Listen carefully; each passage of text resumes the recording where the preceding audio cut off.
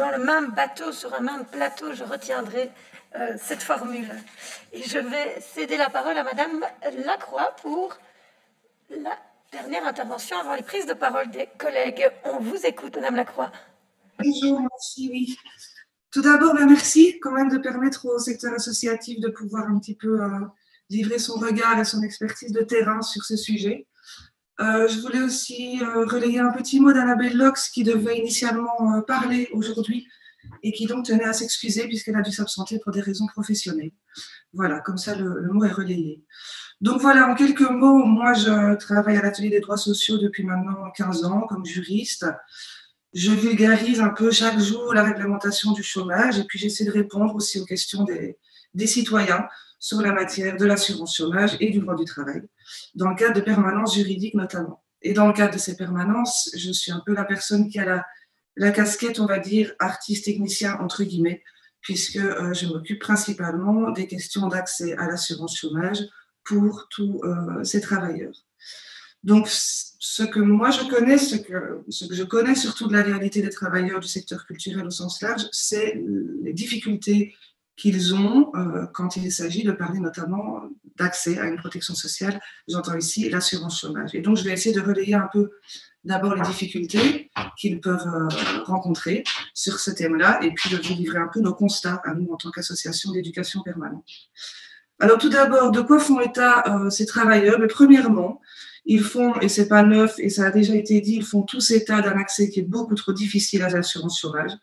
Le nombre de jours à atteindre ne tiendrait en réalité ni compte de l'intermittence du travail pour les uns ou de l'intermittence des revenus pour d'autres, puisque les réalités de travail ne sont pas les mêmes chez tout le monde. On sait bien qu'il y a des profils extrêmement variés dans les métiers de la culture.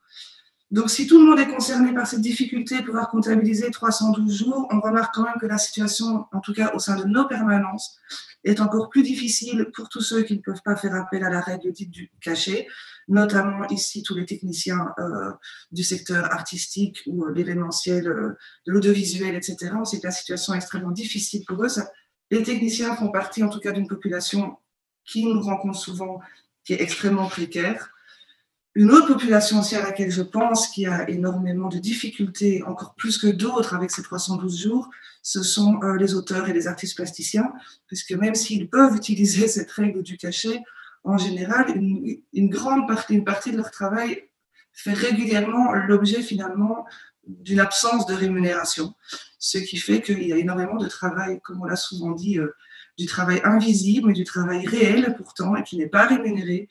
Et comme le disait encore la Fédération des arts plastiques hier, puisque je les ai eu au téléphone, ils s'inquiétaient, effectivement, et je comprends, ils s'inquiètent de leur situation, ils s'inquiètent ils veulent être sûrs d'être bien entendus quand même dans tous ces débats, et je comprends très bien. Donc on a un peu discuté hier au téléphone, et comme il le disait si justement, s'il n'y a pas de rémunération, il n'y a pas de cotisation, s'il n'y a pas de cotisation, il n'y a pas d'accès à l'assurance chômage. Et effectivement, chez beaucoup d'artistes, le problème, c'est effectivement ce travail réel, mais qui n'est pourtant pas rémunéré, qui donc ne fait pas l'objet de cotisation. Donc, je pense qu'il va falloir aussi pouvoir débattre de ça. Autre chose dont font état les travailleurs qui viennent nous voir, mais évidemment, ils nous disent tous que les services régionaux de l'emploi méconnaissent leur réalité de travail. Dans ce cas, leur parole de travailleurs n'aurait que peu de poids quand il s'agit effectivement d'évaluer leur disponibilité ou leur recherche active d'emploi.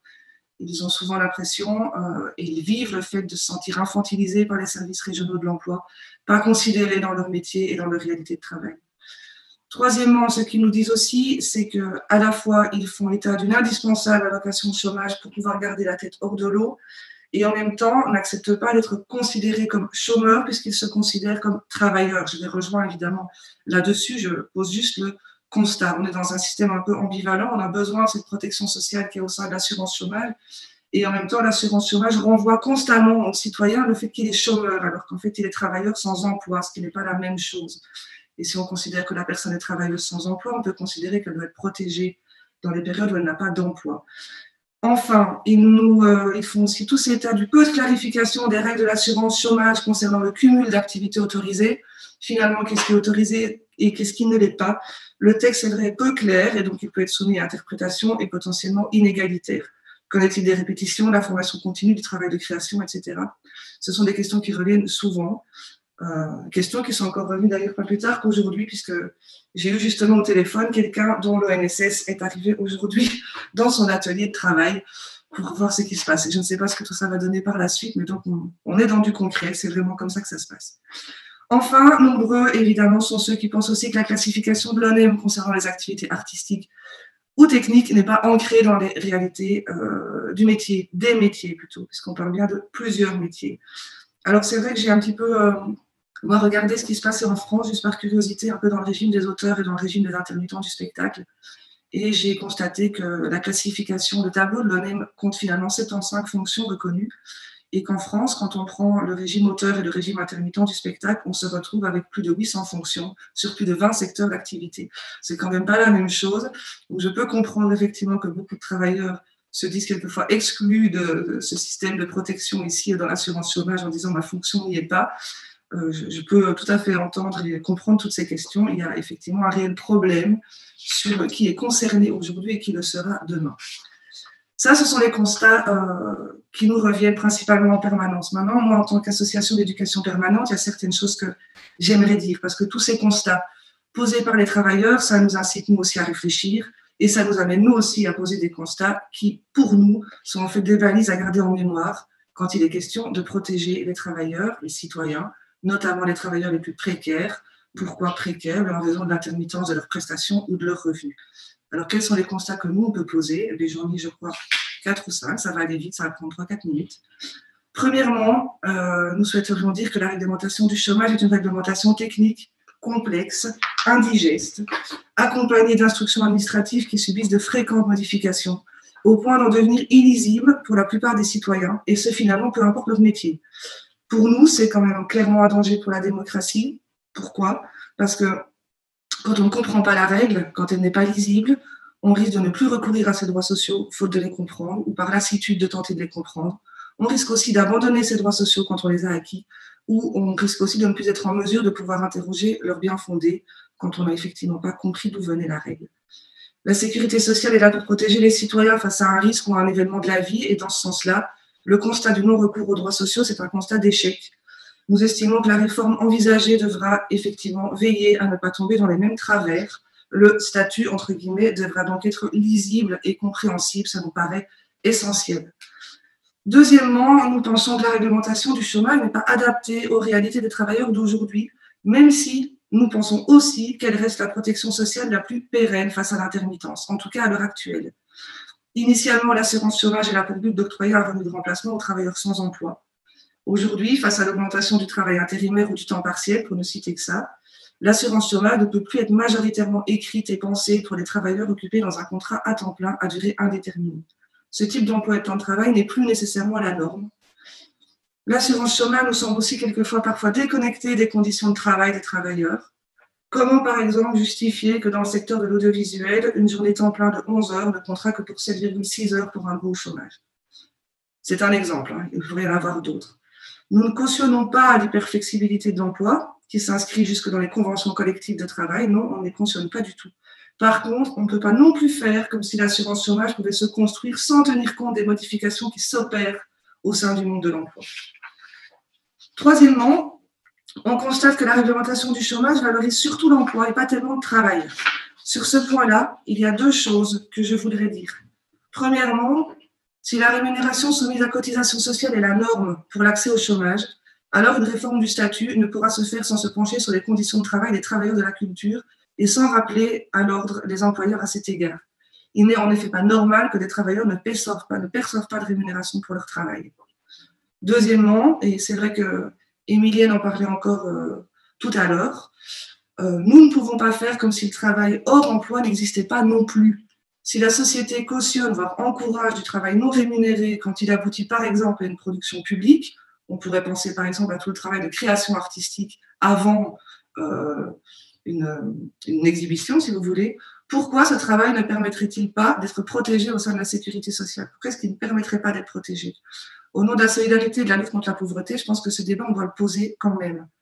Alors c'est vrai qu'aujourd'hui, Émilienne l'a aussi rappelé tout à l'heure, on assiste à un grand retour de débats qui sont pourtant pas neufs, c'est-à-dire les débats autour de l'allocation universelle, revenu de base, salaire à la qualification, etc.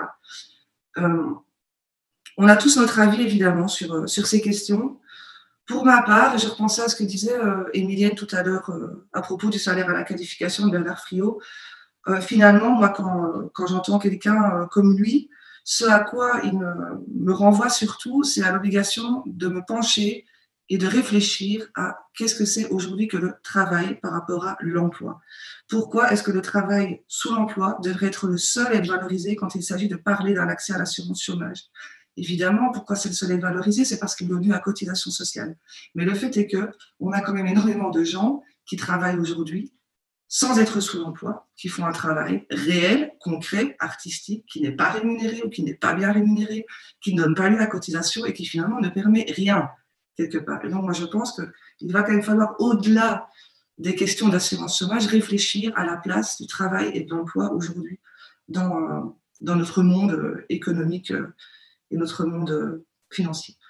Je pense d'ailleurs que l'assurance chômage, c'est un excellent laboratoire pour finalement réfléchir à tout ça, parce qu'il y a des tas d'articles qui sont déjà là pour réfléchir à tout ça. De notre point de vue, comme je l'ai dit, l'assurance chômage, elle est à préserver coûte que coûte, mais elle doit être aménagée pour répondre aux réalités des travailleurs de la culture. Sans cela, les assimiler à des travailleurs salariés, c'est un vœu pieux.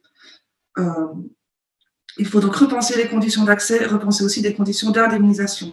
Et en réfléchissant à cela, on peut alors ouvrir la porte à une protection sociale des travailleurs intermittents, qu'ils soient dans l'intermittence de leurs prestations ou dans l'intermittence de leurs revenus, et finalement, peu importe leur secteur de travail.